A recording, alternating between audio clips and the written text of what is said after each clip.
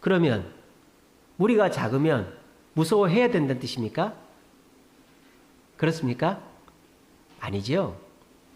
적게 모였더라도 무서워할 필요가 없다라는 뜻으로 예수님이 하신 말씀입니다.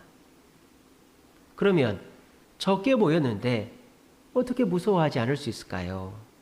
그게 오늘 설교의 핵심입니다. 요즘 너무나도 무섭습니다. 여러분 안 무서우세요? 길거리 다니는 게 무섭습니다. 오미크론 바이러스가 얼마나 전파력이 강한지 우리 주세임교회 성도님들 중에서도 걸린 분들이 계세요. 그래서 오늘 온라인으로 예배를 드립니다.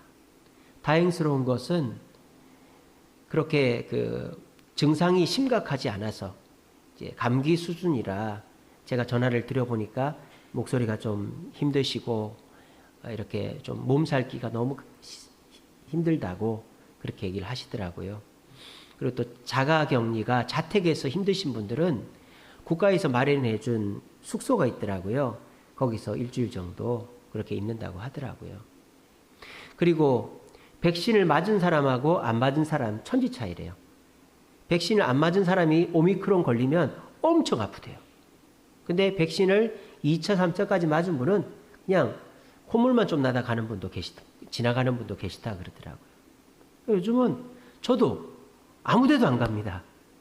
아침에 눈 딱 뜨면 교회 옵니다. 교회 와서 이제 말씀 묵상 보낼 거 준비해서 8시 되면 딱 보내고 계속 교회에 있습니다. 점심 먹으러도 집에 안 갑니다. 저는 한 끼만 먹기 때문에. 그래서 교회에 뭐 이렇게 수리할 거나 또는 뭐 관련된 일이 있으면 교회 일 하고 있다가 집에 가서 잡니다. 그게 제 하루 일상이에요. 제가 걸려버리면은 예배가 안 되니까. 그리고 이제 하도 이제 확진자가 많으니까 제가 어제는 검사를 했어요.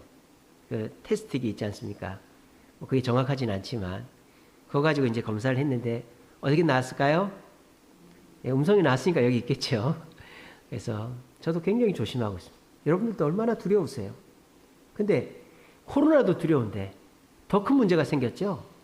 설마 했는데 푸틴이 우크라이나를 침공해버렸어요. 그래가지고 엄청 많은 사람들이 지금 피난 가고 생이별을 하고 피난을 가는데 우크라이나 정부에서 남자는 피난 못 가게 해놨어요. 그러니까 남자들은 남고 아내하고 애들만 가는 거예요. 얼마나 가는 발걸음이 힘이 들겠어요.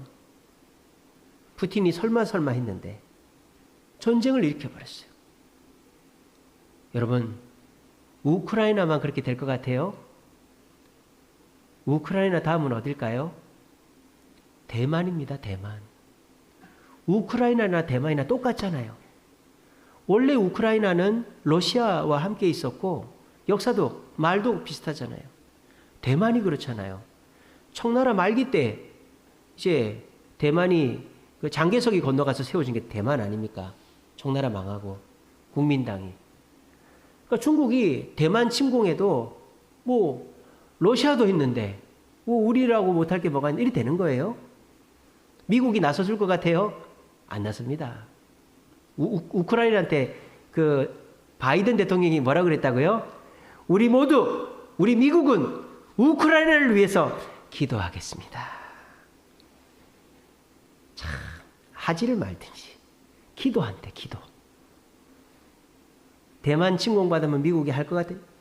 바이든 지지율이 몇 %인데 지금? 대만만 그렇게 될 것 같아요? 그 다음은 어딜 것 같아요? 독도입니다. 독도.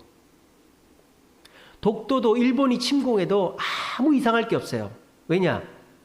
전 세계적으로 이미 독도는 다케시마예요. 일본 땅이에요. 전 세계 지도에도 다케시마로 돼 있어요. 내 땅에 내가 들어가는데 아무 문제될 게 없어요. 여러분, 우크라이나 전쟁이 남의 일이 아니에요. 우리나라 일이에요. 일본이 독도, 울릉도 그래가지고 뭐 강릉, 포항 들어오면 어떡할 겁니까? 그러니까 지금 우리는 굉장히 두려운 상황 속에 있어요. 코로나 때문에 외출도 못하고 일도 안 되고 또 수입이 줄으니까 경제활동도 어렵고 우크라이나 사태로 전 세계가 시끄러운데 그 불똥이 독재국가, 전제주의 국가에 튀어가지고 아이고 우리도 한번 해볼까? 그렇게 될 수도 있다는 그런 위기감 속에 우리는 지금 살고 있는 거예요. 그래서 20세기가 피해 시대였다면 21세기도 그와 같을 것이다. 근데 그 강도는 더 심각할 것이다. 그렇게 학자들이 얘기합니다. 우크라이나 대통령도요, 설마 했잖아요. 설마. 근데 그렇게 된 거예요. 여러분, 설마 하면 안 됩니다. 우리는 이 두려움을 극복해야 되고 이 위기에 대한 대처를 해나가야 됩니다. 국외적으로, 국내적으로 뿐만 아니라 여러분들 개인적으로도 두려워할 일들이 많잖아요. 몸이 아프잖아요. 그죠? 여러분들 병원 안 다니신 분들 거의 없죠? 저희 집사람은 매주 병원에 갑니다. 지난주도 갔고, 지지난주도 갔고, 지난주도 갔고, 이번 주도 가고 매주 갑니다. 그것도 동네 병원이 아니고 신촌 세브란스 병원 매주 갑니다. 한 번 가면 4-5시간이에요. 사람이 너무 많아가지고 전국에서 오니까. 여러분들도 매주 병원 가지 않으세요? 몸이 아프니까. 몸에 대한 걱정이 떠나질 않아요. 돈에 대한 걱정도 마찬가지죠. 우리 돈을 까먹고 있잖아요, 지금. 저축은커녕 있는 돈 까먹고 있는 게 우리의 형편이에요. 또 미래에 대한 걱정. 잘 돼도 걱정, 잘못 돼도 걱정.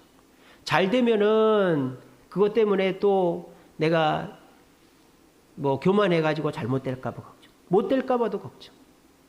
요즘은 정말 걱정이 떠나지 않는 시대인 것 같아요. 근데 오늘 우리 주님께서 우리에게 말씀하십니다. 적은 무리여 무서워하지 마라. 주세음교회 성도 여러분, 무서워하지 마세요. 우리 주님이 함께 계십니다. 전 세계가 전쟁의 소용돌이 속에 있고 국내적으로 코로나가 판을 치고 건강과 물질과 미래에 대한 걱정들이 많은 이 시기에 우리 주님은 저를 통해 여러분들에게 말씀하십니다. 주세음교회 성도 여러분, 무서워하지 마시기를 간절히 바랍니다. 그럼 우리가 어떻게 하면 무서워하지 않을 수 있을까요? 내가 해답을 알고 있으면 안 무서워하겠죠. 내 건강이 어떻게 하면 좋아질 수 있을까? 해답을 알면 안 무서워하겠죠. 근데 건강이 좋아지는 해답은 다 알고 있지 않나요? 음식 조절하고 운동하면 되잖아요. 근데 그게 안 되잖아요. 지금 러시아하고 우크라이나 전쟁도 어떻게 하면 되는 줄 알아요. 근데 러시아가 말을 안 듣잖아요. 해답이 두려움을 없애주는 게 아닙니다. 그러면 내가 물질적으로나 경험적으로 능력이 많으면 되겠죠. 꼭 그것도 아니에요. 내가 능력이 있다고 해서 내가 문제를 해결해도 또 다른 문제가 생기고 내가 교만하고 타락할 수도 있는 거예요. 오히려 성공하면 더 큰 문제, 복권 당첨되면 집안이 망한다 그러잖아요. 물론 능력이 있고 해결 방법을 알면 문제를, 두려움을 이겨나갈 수 있겠죠. 근데 저는 그것보다도 우리의 두려움을 더 확실하게 없앨 수 있는 방법을 오늘 말씀을 드리고자 합니다. 그게 뭐냐? 공존입니다. 공존. 함께 하는 겁니다. 함께 하는 것. 이렇게 적은 무리지만 모이는 것. 모이는 것이 우리의 문제를 해결하는 거예요. 자, 보세요. 우리가 몸이 아플 수 있어요. 근데요, 함께 하면 몸 아픈 거 이겨낼 수 있습니다. 왜? 서로 도와주면 되니까. 옛날에는요, 할머니, 할아버지가 치매가 와도 걱정이 없어요. 손자가 돌봐주고, 삼촌이 돌봐주고, 고모가 돌봐주고, 며느리가 돌봐주고, 아들이 돌봐주고, 돌아가면서 돌봐주면 되니까 몸이 아픈 사람이 있어도 걱정이 없어요. 돈이 없어도 걱정이 없어요. 삼촌이 보러 옵니다. 고모가 보러 옵니다. 형이 이제 20살 넘어서 너 공부해, 내가 보러 올게. 형이 보러 옵니다. 옛날 다 그렇게 살았잖아요. 가족이 함께 살면 돈이 없어도 돈 버는 사람이 돈을 대면 사는 거예요. 성공해도 마찬가지죠. 혼자 독불장군처럼 성공하면 그것만큼 위험한 게 없습니다. 지금 푸틴이 그렇지 않습니까? 시진핑이 그렇지 않습니까? 아무도 견제하는 사람이 없어요. 다 잘한다. 시진핑 최고, 푸틴 최고. 여러분, 얼마 못 갈 겁니다. 그 말로는 굉장히 비참할 것입니다. 근데 여러분, 트럼프 보세요. 트럼프. 그 막무가내 트럼프 보세요. 트럼프 막 말도 험악하게 하고 막 이렇게 뭐 갈등 트러블 메이커였잖아요. 근데 지금 어떻게 됐습니까? 감옥 갔습니까? 지금 뭐 잘못됐습니까? 아닙니다. 편안하게 잘 삽니다. 왜 그럴까요?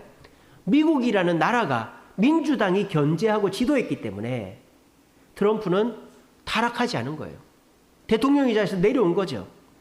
근데 시진핑이나 푸틴은 아마 크게 망할 겁니다. 왜? 성공은 했죠. 푸틴은 KGB 요원이었다가 성공했고, 시진핑도 자기 아버지 잘못 만나가지고 저 시골 갔다가 성공했죠. 그런데 아무도 올바른 소리 하는 사람이 없는 거예요. 그런 사람은 망해도 호되게 망하는 거예요. 근데 만약에 아들 하나가 돈을 많이 벌었다. 그럼 어떻게 합니까? 아버지가 불러다 놓고 너 이 돈 잘 써야 된다. 너 돈만 믿다가 망한다. 친구 믿다 망한다. 예전에는 그랬단 말이에요. 부모가 권면해주고 삼촌이 권면해주고 고모가 권면해주고 할머니 할아버지가 불러서 얘기해주고 그러니까 정신을 차렸단 말이에요. 근데 요즘은 혼자 있으니까 내가 조금만 잘하면 내가 이제는 뭐든지 다 할 수 있을 것 같고 돈 조금만 있으면 부모도 필요 없고 친구도 필요 없고 나 이 돈 갖고 살면 돼. 50 넘어 보십시오. 병원에 입원했는데 사인해 줄 사람이 없어서 수술을 못하는 지경이 되는 거예요. 함께하면 돈이 없어도 건강하지 않아도 성공 못해도 우리는 살아갈 수 있는 것입니다. 적은 무리, 우리 주세음교회 많은 무리가 아닙니다. 적은 무리입니다. 하지만 무리라는 것이 중요하죠. 혼자가 아니고 우리가 이렇게 모였다는 것이 중요한 것입니다. 그리고 우리 주님께서 모인 저와 여러분들에게 두려워하지 말라고 우리에게 용기와 희망을 주시는 게 중요한 것입니다. 그런데요, 우리 주님은 모여서 두려움을 이기라고 말하지만 세상은 그렇지가 않아요. 마귀는 세상은 자꾸 찢어놓습니다. 말싸움으로, 감정 대립으로, 이익 다툼으로 다 찢어놔요. 가족도, 친구도, 형제도 찢어놔요. 다 혼자 있게 만듭니다. 더군다나 이제 코로나가 기름을 부은 거죠. 이 코로나 때문에 사람들이 함께 하려고 해도 돈이 없어요. 돈이 없으니까 사람을 만나기도 그렇고 어디 가기도 그렇고 그러니까 사람들이 더 혼자 있는 거예요. 그래서 지금 우리나라 결혼율이 미혼율이 어떻게 되는 줄 아세요? 우리나라 30대 남자 미혼율이 50%랍니다. 50%. 그리고 여자 미혼율이 30%래요. 이거는 별로 여러분들 뭐 그 정도야 괜찮네. 남자 30대 남자는 절반은 결혼하고 여자는 한 3분의 1은 결혼한 거잖아요. 20대를 볼까요? 20대 남자 미혼율이 몇 프로인지 아세요? 95%입니다. 남자 100명 중에 5명 결혼한 거예요. 20대 여자 결혼율이 90%. 미혼율이 90%. 그러니까 요즘은 20대는 아예 결혼을 안 한다고 보면 되는 거예요. 근데 1990년도에 30년 전인 1990년도에 우리나라 미혼율이 어떻게 된 줄 아세요? 남자가 10%. 남자가 10%. 10명 중에 9명은 결혼했고 여자는 4%. 그러니까 30년 만에 우리나라 젊은이들이 결혼을 안 하는 거예요. 결혼을 안 하면은 뭐가 안 생길까요? 아기가 안 생기죠. 우리나라 출산율이 0.86%. 전 세계 OECD 국가 중 꼴찌. 1% 미만은 우리나라밖에 없어요. 0점대는 우리나라밖에 없어요. 일본도 0점대가 아닙니다. 서울은 0.64%. 출산율 제일 낮아요. 서울이. 여러분 출산율이 낮으면 어떻게 되는 줄 아세요? 국가가 늙어요. 나라가 힘이 없어져요. 우리나라 지금 평균 연령이 몇 살인 줄 아세요? 예전에 여러분들 우리나라 그 젊은이가 한 몇 살쯤 되면 젊은이인 것 같아요. 우리 그 뭐 연균이나 지훈이나 또 우리 그 수원이나 뭐 이런 애들쯤 되면 젊은이 아닙니까? 수원이 올해 몇 살이냐? 25이냐? 4살이지. 그러니까 24, 5 되면 젊은이잖아요. 우리나라 평균 연령이 몇 살인지 아세요? 지금 48세입니다. 우리나라 젊은이가 48살이에요.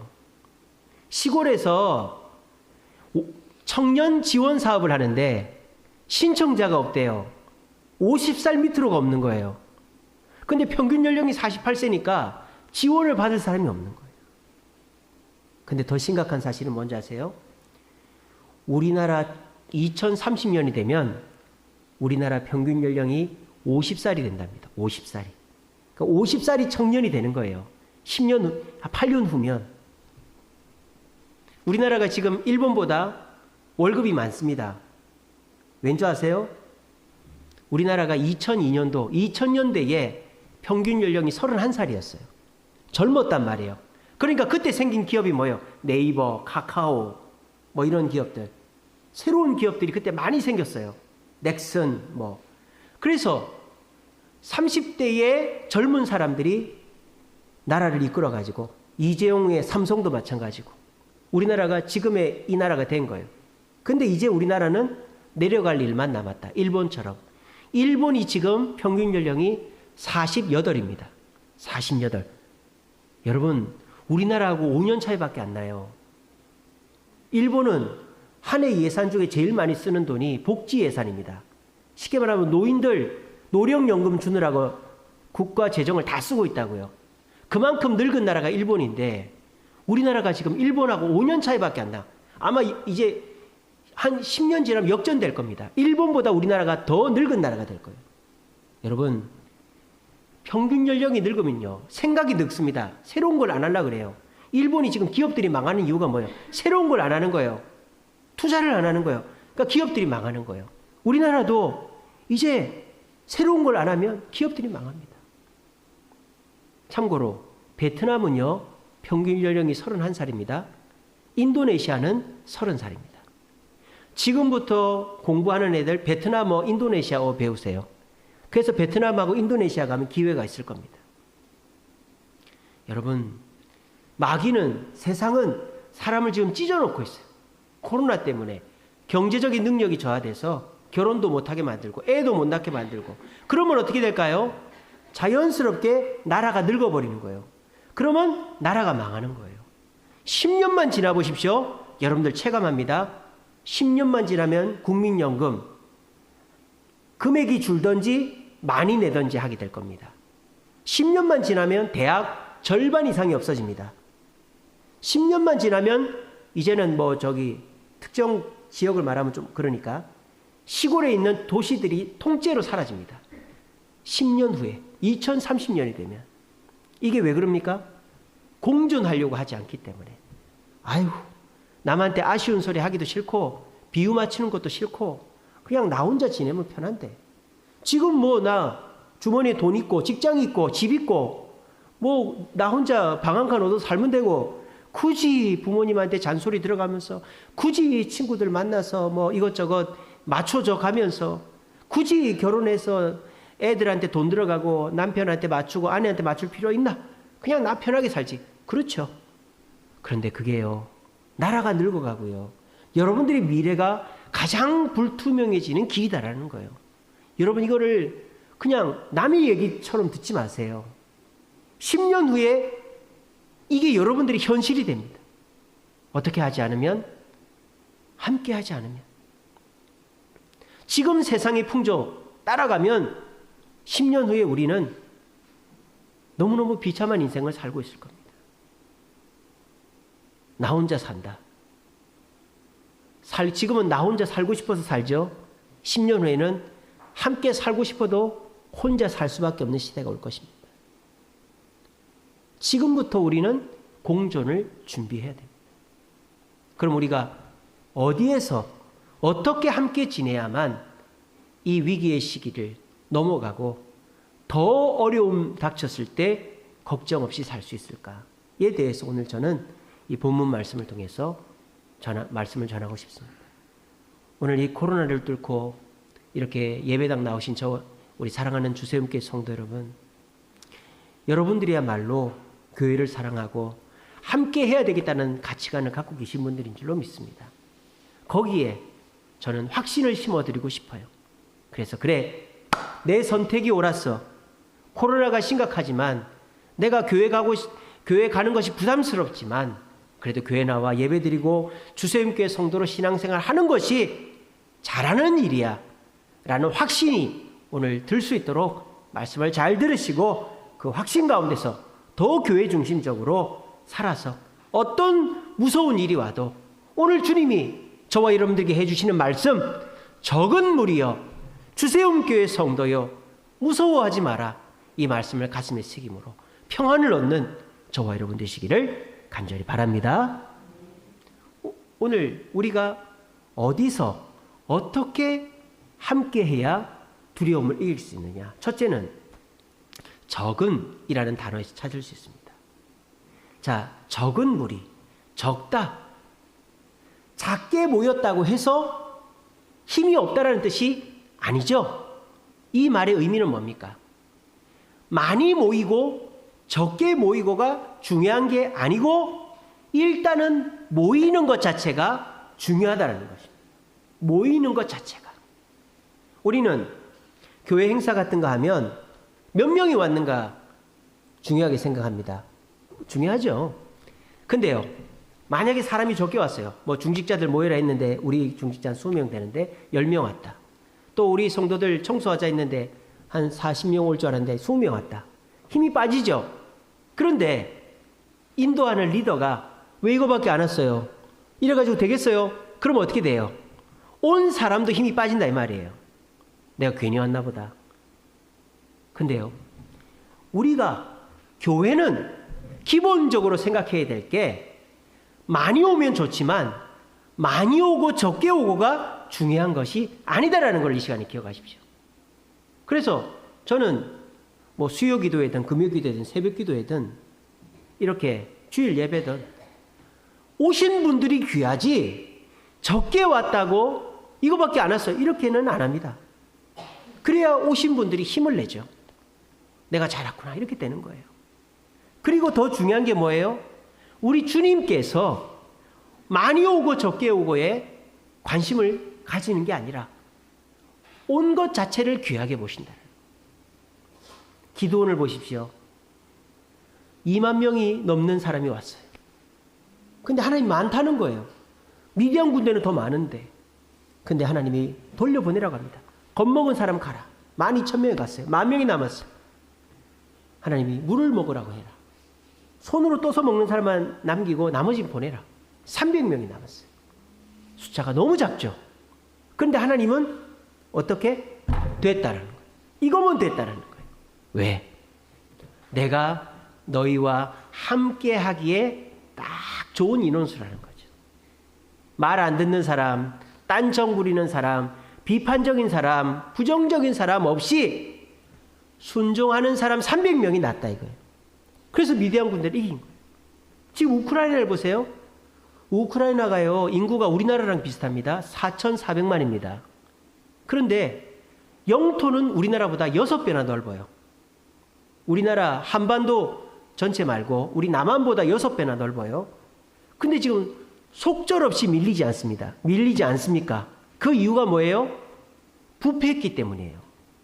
러시아 다음으로 부패한 나라가 우크라이나래요. 지금 미국이나 독일이나 프랑스, 영국이 우크라이나 왜 안 도와주는지 아세요? 베트남 꼴 날까봐 그러는 거예요. 베트남이 어땠습니까? 남베트남한테 총 주고 대포 주고 헬기 줬더니 그 다음날 그 총하고 대포하고 헬기가 베트공한테 가가지고 미군을 공격하더라는 거예요. 그래서 미군이 그 오래 하던 베트남 전쟁을 철수해버린 거잖아요. 미군이 진 첫 번째 전투가 베트남 전투예요. 지금 우크라이나가 그런 거예요.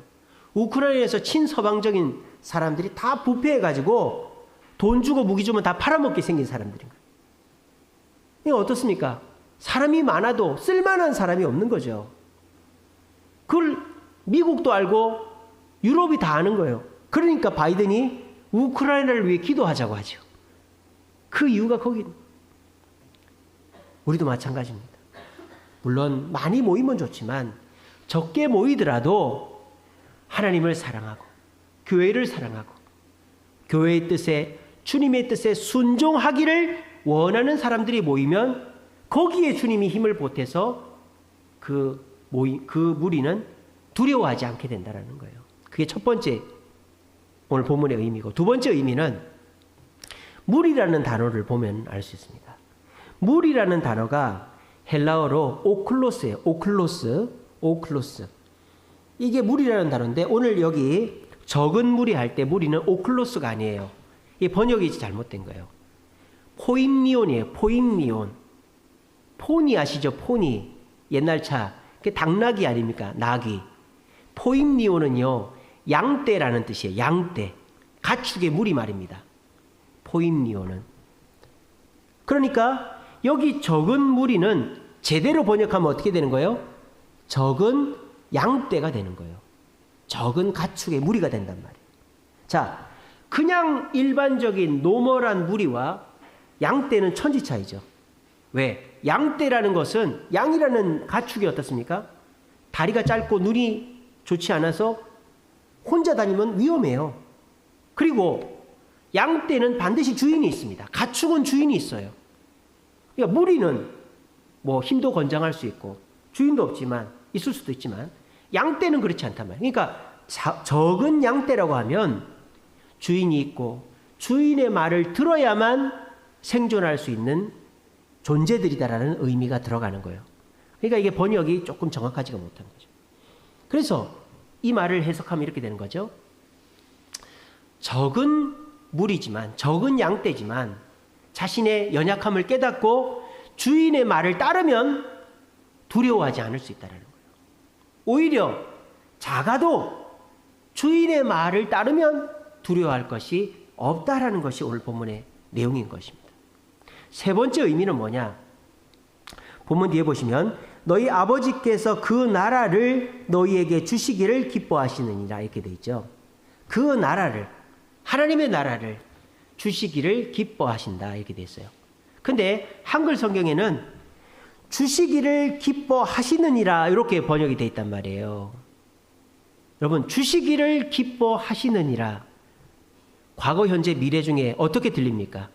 주시기를 기뻐하시느니라. 어떻게 들리죠? 미래로 들리지 않나요?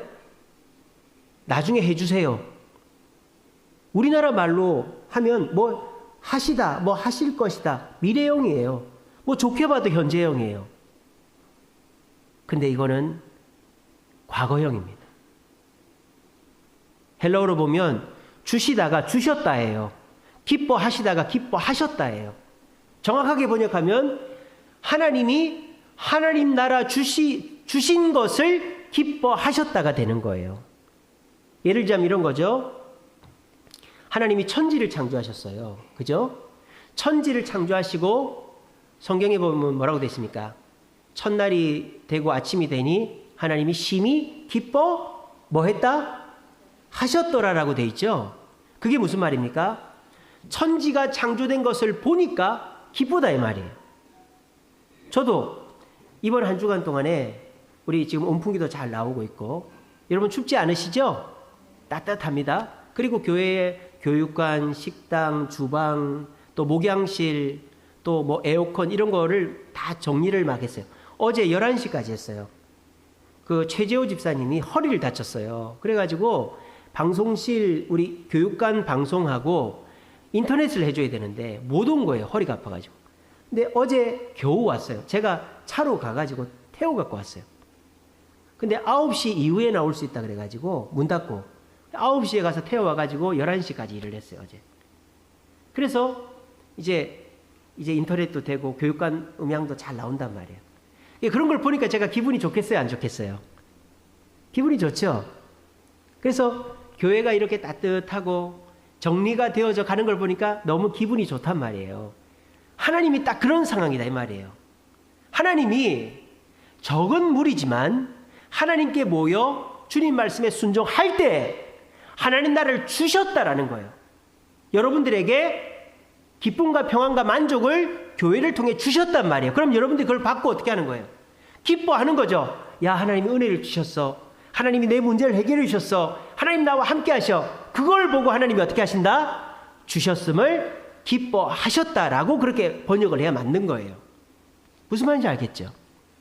그러면 우리는 어떻게 해야 됩니까? 하나님이 주셔서 기뻐했으니까 또 어떻게 하면 되는 거예요?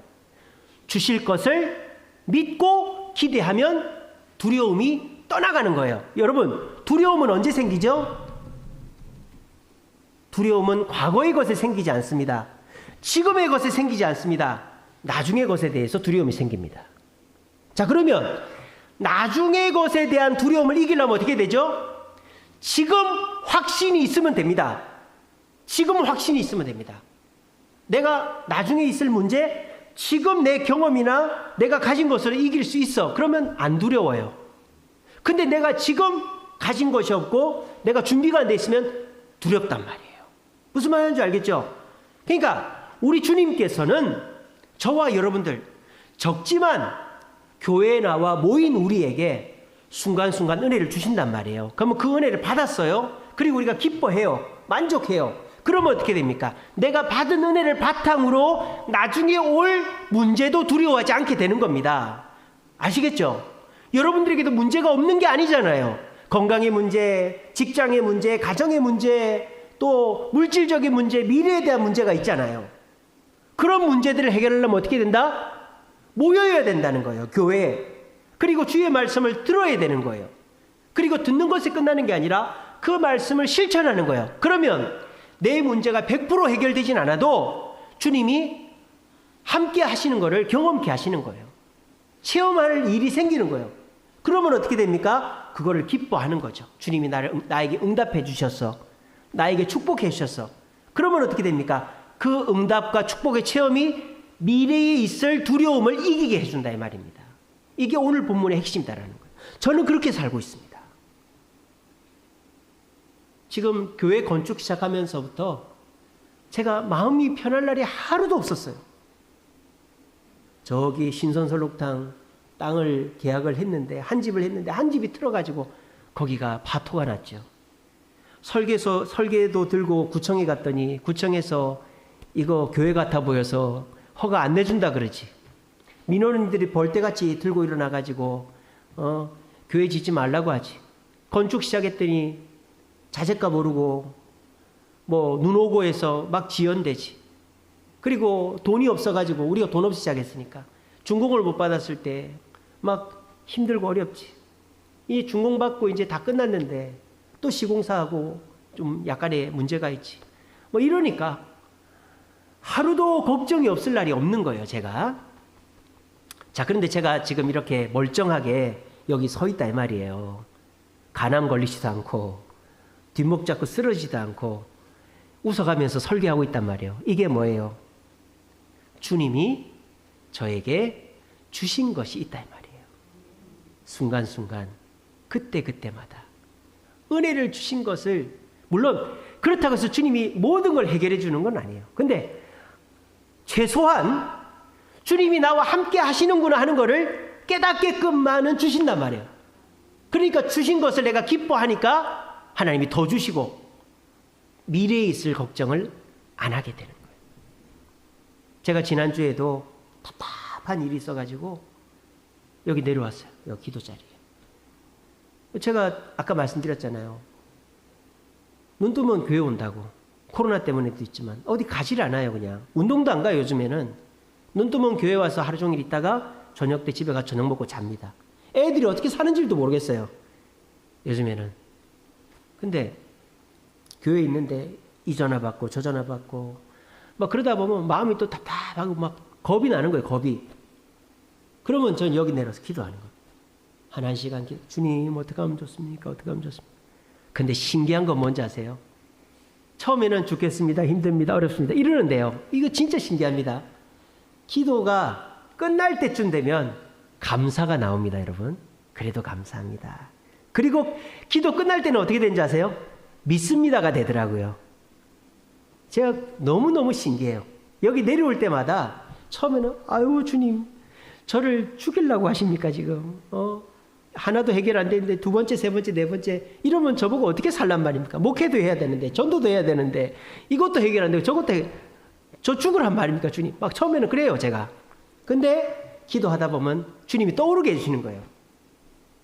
주님이 나한테 해주신 것들. 그래도 우리 애들 안 아프고 말이죠. 그래도 내 살에 교회에서 꼬박꼬박 주고 말이죠. 그래도 손가락 안 빨게 하지 않고 말이죠. 그래도 뭐 하나라도 더 되면 더 됐지. 안 되는 게 없잖아요. 여러분 지난주 왔을 때만 해도 온풍기 안 됐잖아요. 온풍기 되죠? 또 지난주 왔을 때 십자가 안 달렸잖아요. 십자가 달렸죠? 계속 뭔가가 하나씩 더 늘어나잖아요. 뭔가가 하나씩 계속 되잖아요. 그러니까 그런 걸 볼 때 하나님이 함께 하는 거는 맞구나 하는 걸 느끼는 거예요. 그러니까 그래도 감사가 되는 거죠. 그렇게 감사가 되면서 하나님 믿고 기다리겠습니다. 이렇게 하고 기도를 끝맺어요. 근데 제가 특별히 지난주에는 여기 와서 기도를 하는데 하나님 저한테 말씀을 주셨어요. 뭘 주셨느냐? 항상 기뻐하라. 쉬지 말고 기도하라. 범사에 감사하라. 얼마나 생뚱맞습니까? 아니 힘들어 죽겠다고 내려온 사람한테 항상 기뻐하라. 쉬지 말고 기도하라. 범사에 감사하라. 너무 안 맞잖아요. 근데요, 이게 제 마음에 은혜가 되더라니까요. 하나님이 성령께서 그 말씀을 주시고 이렇게 해석해 주셨어요. 희재야, 항상 기뻐해. 나 너와 함께한다. 나 너를 지켜보고 있다. 나 너를 사랑한다. 기뻐해. 그런데 기뻐할 수 없을 때 내려와서 기도해. 네가 그래도 감사하다며 기뻐하는데 정말 입에서 기쁨이 안 나고 표정이 일그러질 때 내려와서 기도해. 그러면 내가 감사할 거 줄게. 이렇게 해석이 되더라고요. 그러면서 바울이 생각이 났습니다. 빌립보 감옥에 갇혔던 바울 말입니다. 바울이 뭐 사기를 쳤습니까? 돈 벌자고 했습니까? 그저 복음 전한다고 자기는 안 가려고 했던 그리스 땅 빌립보 갔다가 감옥 갔잖아요. 근데 이 바울이 감옥에서 한 게 뭐예요? 찬송을 부른 거예요. 기도를 한 거예요. 원망불평을 한 게 아니라 기뻐한 거죠. 기뻐하며 기도했더니 하나님이 감사할 거를 주신 거예요. 옥문이 흔들려 열리고 간수가 예수를 믿게 된 거죠. 그 말씀 주시면서 제게 기쁨을 주셨어요. 그리고 기도의 자리를 떠나서 올라갔는데 하나님이 저한테 기쁜 일들을 많이 주셨어요. 그 하나가 뭔지 아세요? 우리 지금 에어컨 나오잖아요. 여러분 지금 에어컨 이거로 조작하고 있습니다. 뒤에 지금 에어컨 그 스위치 안 달려 있어요. 원래 이거 이번 주 안 나오는 거예요.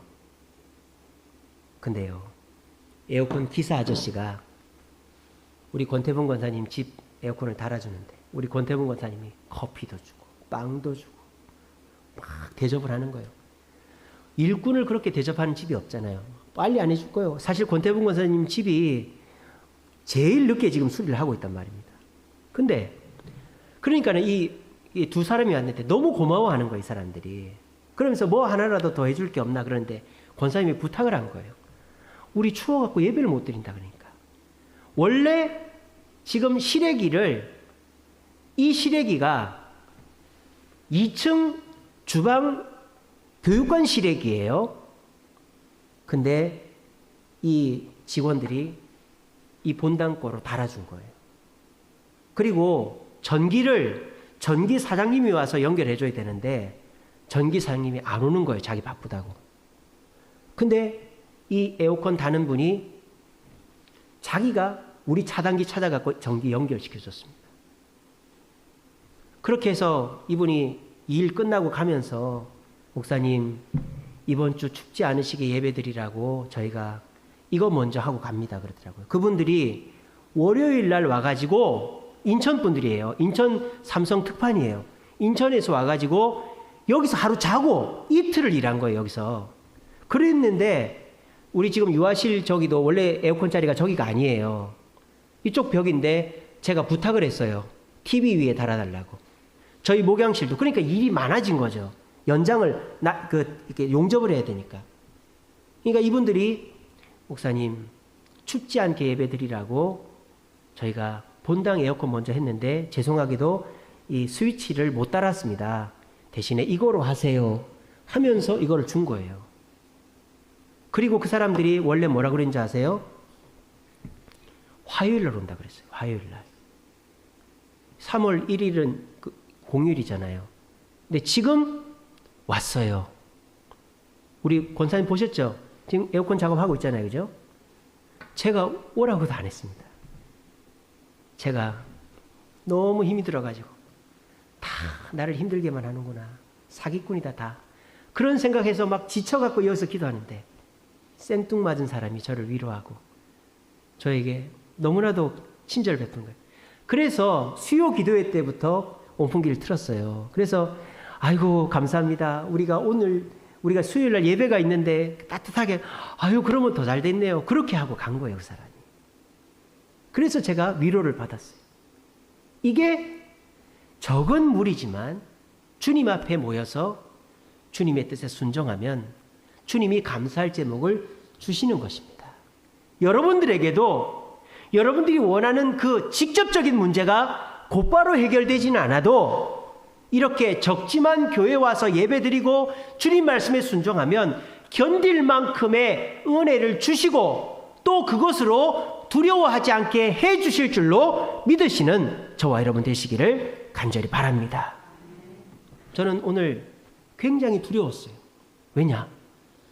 지금 우리 교회 성도님들 중에 코로나 걸린 분들이 있어요. 몇 분이나 올까 오늘? 겁이 나서라도 안 오겠네. 그래서 오늘 교회 청소도 해야 되는데 지금 교회가 이제 시설이 다 들어오다 보니까 막 엉망이거든요 지금. 그래서 청소를 해야 되는데 야 오늘 청소도 못하겠다 막 그런 걱정을 했는데 세상에 그래도 이렇게 우리 성도님들이 많이 나와주시니까 제가 힘이 돼요. 우리 이하키 양수지 청년 우리 와주셔서 감사합니다. 예, 파마했네요. 네 멋져요. 예, 우리 로운이 안녕. 로운이 손 한번 흔들어줘. 그래. 바가지 머리 하고 왔습니다. 우리 수원이도 오늘 왔습니다. 수원이도. 얼마나 감사해요. 진짜 힘이 나요. 많이 오고 적게 오고가 중요한 게 아니에요.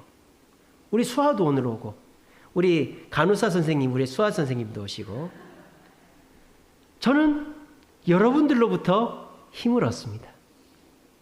제가 우리 주세훈교회 목사가 된 것이 너무너무 감사하고 너무너무 행복합니다.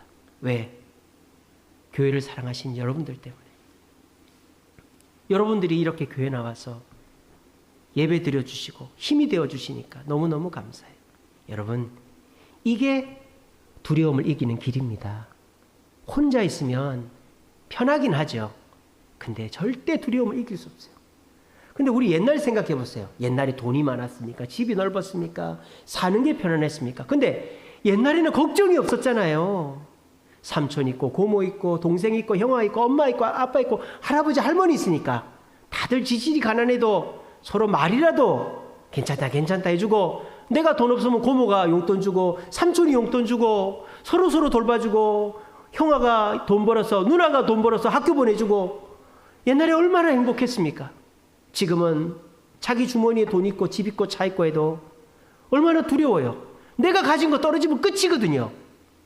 근데 여러분, 우리가 가진 것이 없어도 함께하면 두려워하지 않을 수 있어요.